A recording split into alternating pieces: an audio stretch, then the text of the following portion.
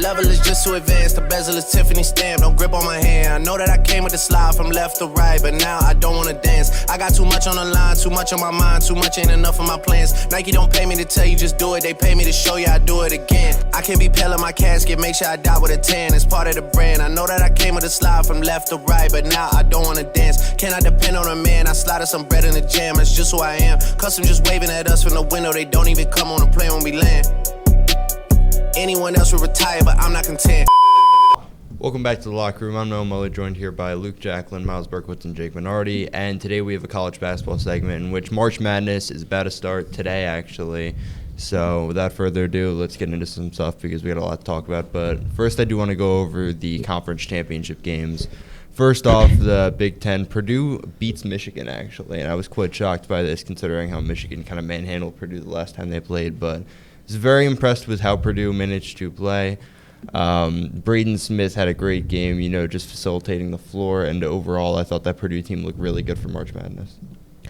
Yeah, I wasn't too surprised by this one. I know Michigan was a lot more dominant last time, but I feel like Michigan was also a way more dominant team earlier in the season. I feel like they've sort of come back to earth and been a little bit worse as of recent, sort of regressed. But Purdue looked great, and Purdue played their game. I think Purdue is rolling at a perfect time heading into March, and they beat Michigan. So, we'll see what they're able to do in the tournament. Yeah, I agree with what you said about Michigan. They're not as dominant as they were at the beginning of the year. And really right now, I think there's a lot of good teams in college basketball, but no one that I think is an obvious pick to win the bracket. I think Duke and Arizona are the top two teams. But besides that, I don't see any both of them could both lose too. I don't see anyone that's that dominant and easily winning this year. Yeah, going into March, it's all about momentum, right? We don't really care what you did at the start of the season looking at Michigan. It's all about what you can do right now. And Purdue just beat them. I mean, neither team really shot well. They both shot under 30% from three. But if you could beat a team like Michigan, that's a great win going into March, and watch out for Purdue. Yeah, so moving on to the SEC, we have first matchup, which was kind of shocking, was Florida lost to Vandy in the semifinal, which I was very shocked by considering on how much of a hot streak Florida's been on the last, 15 games. But then in the championship, Arkansas beat Vanderbilt, and I mean, Darius Acuff, he's the best player in college basketball right now, hands down, 30 points, probably one of the best players John Calipari's ever had on that Arkansas squad. He gets the job done. He shows up hurt, he shows up healthy, and he plays every game his hardest. This guy is by far the best point guard in college basketball and the best player. Yeah, I'd completely agree. Right now, Arkansas is the best player in college basketball. I know Boozer. I love Duke. Boozer won National Player of the Year. You got Peterson, you got AJ DeBenza, but Darius Acuff is the best player in college basketball right now, and I think he's going to take them very far in March Madness. Yeah, I agree. I'd have them as a underdog team to win it all just because of Acuff, because he can carry you all the way. Another team, as you were talking about Florida, I could see them winning it all because of that championship experience and because they've been hot recently. They started out slow, but they've got a lot better. I could see them going back-to-back, even though I'd be kind of surprised by it. Yeah, as you said, Noah, Acuff dropping 30 and 11. He plays hurt. He plays healthy. You can't really say the same about Darren Peterson. But Arkansas, they shot 60% from three.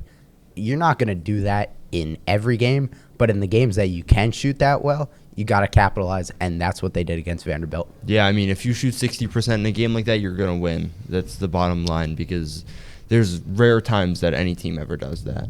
But I did want to move on to the Big East matchup because while it wasn't close, it did kind of shock me. St. John's wins by 20 against UConn. Technically, this is a home game for them as it was closer to the New York area, but these are two teams that are contending for a March Madness championship, two teams that have been very close or have won a championship considering the success of Dan Hurley and UConn.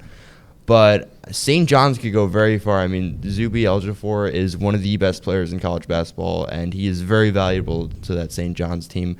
As for UConn, they got to figure it out. They've been a very streaky team this entire year. It's win, loss, win, loss, loss, win, win, win. It's just very back and forth for them, and they got to figure it out now because, it's March. Yeah, I agree with you on UConn. I totally had St. John's going into this game. They were hotter, and yeah, UConn looks a bit streaky. I'm confident that they'll make it to the Elite Eight and play Duke just because of Dan Hurley and just the championship experience. But for St. John's, I mean, they've looked just tremendous again. Another one of those teams that sort of looked shaky earlier in the year, and they put it together. Rick Pitino, the guys are rolling right now. If I were them, I would be mad that I got a 5 seed, right? Like, were they 28-6? They're conference champions. They won the regular season championship too, and they got a 5 seed. That whole region is completely stacked. And I mean, we'll get into it with the March Madness predictions too. But I would also be mad if I was well, not mad, but I would be a bit worried if I was a Duke fan, which I am, because the region's absolutely stacked. And UConn's got a 2 seed. St. John's got 5. That's what I would be, thinking about if I'm a St. John's fan. Yeah, I completely agree. I think that region is stacked. And I think St. John's deserved a higher seed. I think Duke, as the number 1 overall seed, deserved an easier bracket. They're going to have to play Kansas or St. John's when they play in the 4-5 game if they both win. And then UConn and Michigan State over on the other side of that bracket. And those are all tough teams that you're going to play. I don't think UConn's the talent they had a couple years ago. I don't think they could win at all. But if St. John's had to play UConn again, I think that's another reason. I think UConn beats them because it's tough to beat a team that close together. And I don't think they'd want to play them again. I think St. John's got screwed by where they are in the bracket. Yeah, I agree about St. John's feeling a little disrespected in the bracket. But looking at that St. John's UConn game, I know I sound like a broken record bringing up the 3-point percentages, but they shot 15% from 3. They were 3 from 19. You might as well have, like, me shooting the ball out there. That's just terrible. That can't happen. I don't think they're going to do that every game because St. John's defense is obviously great, but you just can't let that happen in a big game like that. And I think UConn's going to figure it out. I trust Dan Hurley, but that was just not a great effort. Yeah, I mean, you're completely right. This is probably one of the most inconsistent UConn teams we've seen in the last few years, and they definitely got to clean a lot of stuff up before their first March Madness matchup. But on to the March Madness predictions. What do you guys have for Final Four, national champion, and then any possible upsets earlier on? Start with, I guess, the Final Four. On the left side, I have Duke against Florida and Arkansas against Iowa State. Like I said before, a lot of people might be surprised with Arkansas. I think Acuff right now is the best player in college basketball, and I think he could be the sole reason that Arkansas makes it to the Final Four. I also think, you could say, oh, well, a team can't rely on a player like that just to take them all the way. I mean, they're very talented, and when he doesn't step up, we've seen Malik Thomas step up in the SEC tournament games. I think Arkansas has what it takes to make a deep run, and I think they're going to take out Arizona eventually. So I have Duke, Florida, Arkansas, and Iowa State. Yeah, I have St. John's actually winning that region, and then I have Florida, Arizona, and Iowa State also coming out into the Final Four. And then I think I have Arizona winning it all right now. Yeah, for my Final Four, I have Duke, Arkansas, Michigan, and Houston. I have Houston winning it all. Just something about them this year. I like what they do. I like how they slow the game down. They play really well ahead. My concern with them is if they don't have a lead going into the second half, how will they respond? But that's just my pick to win it all.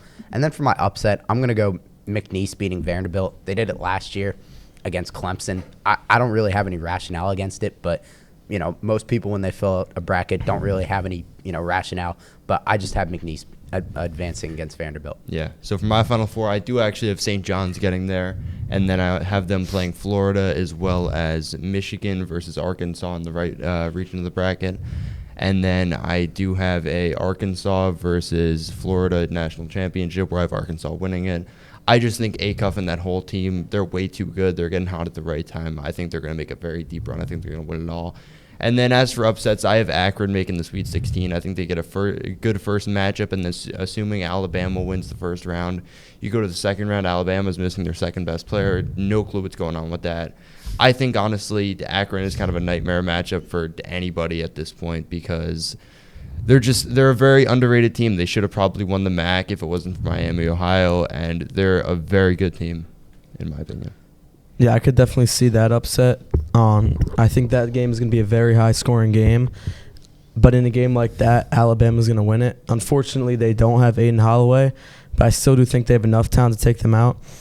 I have a few upsets. First of all, this one isn't too much. It's a 6-11 game. South Florida, I have them beating Louisville. Yeah, me too.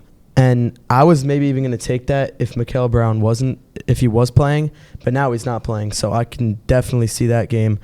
But I agree with you, Myles. Did you say it with McNeese? Yeah. I took McNeese to the Sweet 16.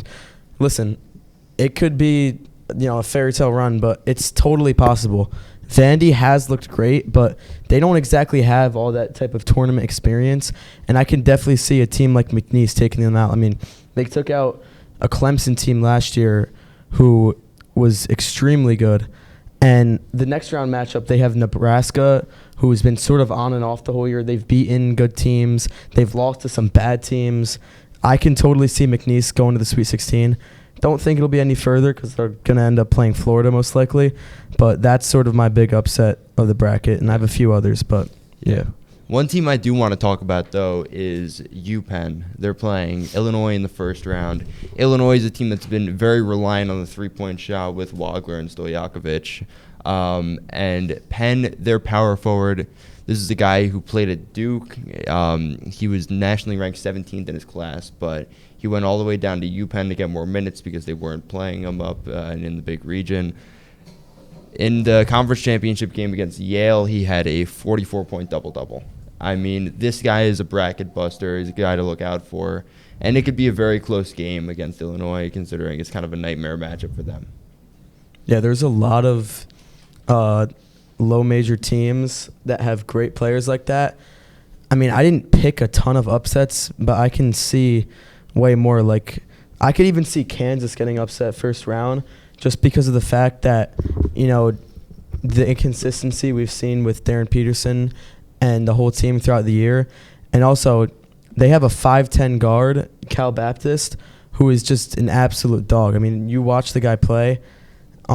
There's a lot of potential upsets throughout this bracket. Yeah, I mean, a lot of people talking about High Point, too. I mean, they have a guy who only shoots three-pointers, so. Yeah. As you're saying about the upsets, we talk about a lot of them. Only maybe 1, 2, 3 of them will actually happen, but there's a lot of fun ones. I do like TJ Powers, you were saying, from UPenn. Yeah. He is the reason they won that Ivy championship. They were down 4 with 10 seconds. He hits a 3, they foul, and then he hits another 3 to send it to overtime and leads them in overtime to win that game. So I could see them winning games. I just think besides him, there isn't much talent on a team like that. But, I mean, in one game, anything could happen in any of these games. We've seen that happen in the past, but there will be a couple upsets. There always are. Yeah. Going back to UPenn, they're playing Yale in that championship game. I mean, they're playing future, electricians and engineers, but still, that doesn't take away. That was a great game, and as you said, TJ Powers, he could really do something in March. I mean, in the first round, it could always be a team with a one-man army. I mean, you look at that Oakland team with Jack Golke. That was kind of a one-man army. I mean, he had like 30-something that game, and he was just popping it from anywhere and hitting it. So it could really be anybody. Yeah, all you need is one, guy on a low major that looks like a middle-aged dude with kids to just come in and ruin it. I feel like we see a team like that every year. Not as much last year. Like, I feel like there weren't too many upsets and sort of the big power teams, NIL sort of took over. But I feel I'm feeling it this year. I feel there's going to be a team like that that makes a run. Yeah, 100%. That's going to do it for college basketball this week on The Locker Room. Come back next week to see the results from this past week of March Madness. Welcome back to The Locker Room. I'm here with Luke, Nick, and Noah, and now we're going to be talking about the World Baseball Classic. So to start, we had an electric game between the USA and the Dominican Republic.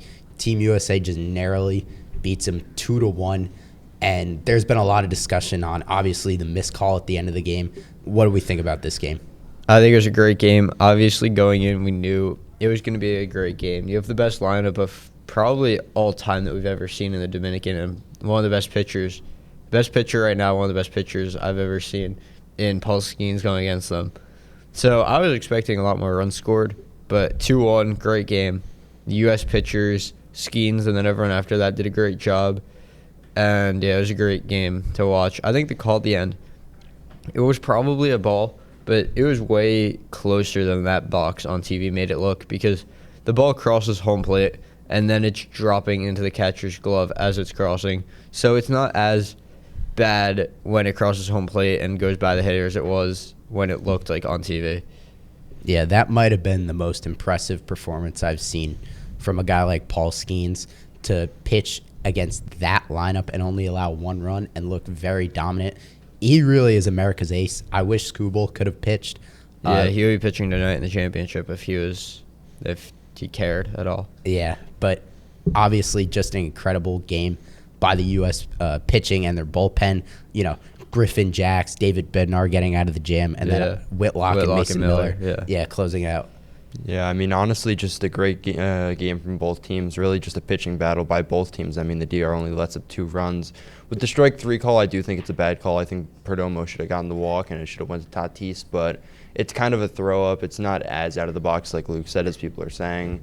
But, I mean, honestly, it's just a great game. It's one of those games where most people don't like it because there's not a lot of runs, but you got to appreciate the great pitching from both teams.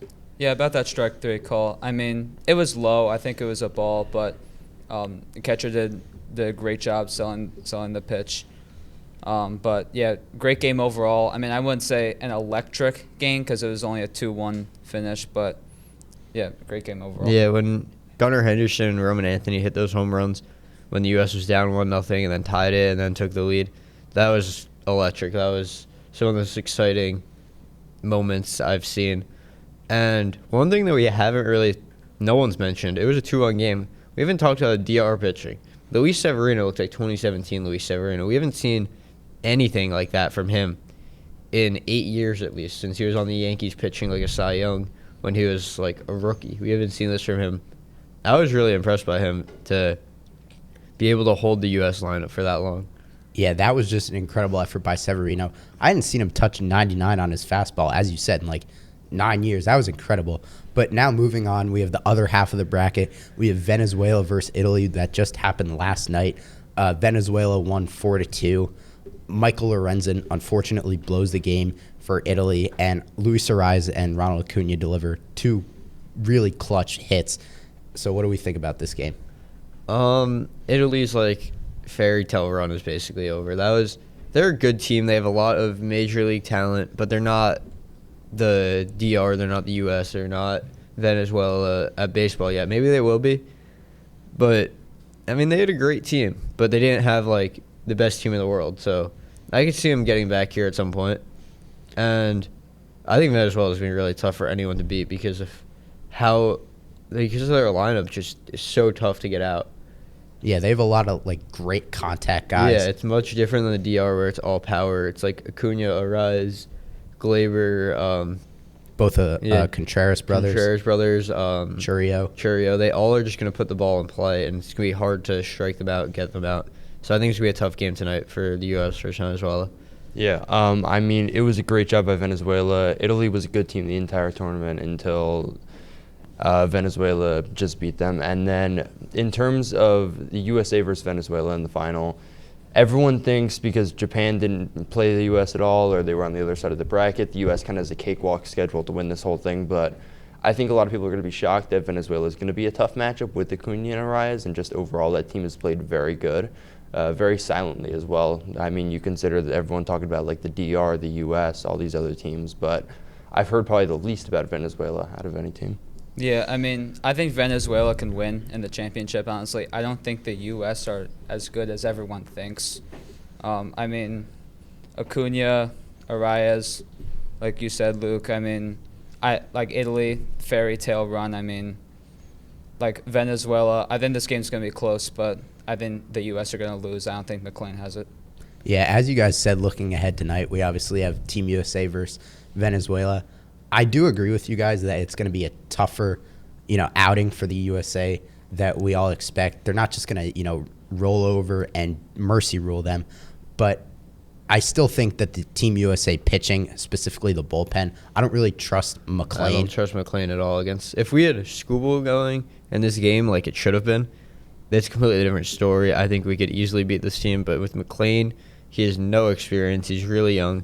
He struggled in his first WBC start. I don't know. I don't trust him against this lineup tonight. Yeah, especially with the crowd. I mean, it's a different atmosphere than he's ever pitched in before. Yeah, it's in Miami. It's going to be like 90% Venezuelan fans, and It's just going to be like, can he handle the pressure? Even if he only goes 3 innings and allows 1 run, that's still an acceptable start in my book from McLean. Yeah. Yeah, I think honestly with McLean, he's very young, but first start didn't go his way. But I mean, you kind of just ease into these things. I think he's definitely going to be better this start. I don't know if like it's going to be like an amazing start, but it's going to be something that can get the job done better than last time. Yeah, I mean, this is definitely the biggest start of McLean's young career. I mean, putting all this pressure on such a young pitcher, I mean, I think that, like, see how it goes. I mean, first start was pretty bad, but I just don't think he can win the championship for the U.S. Yeah. So that's going to be it for this week on The Locker Room. We'll see you next week.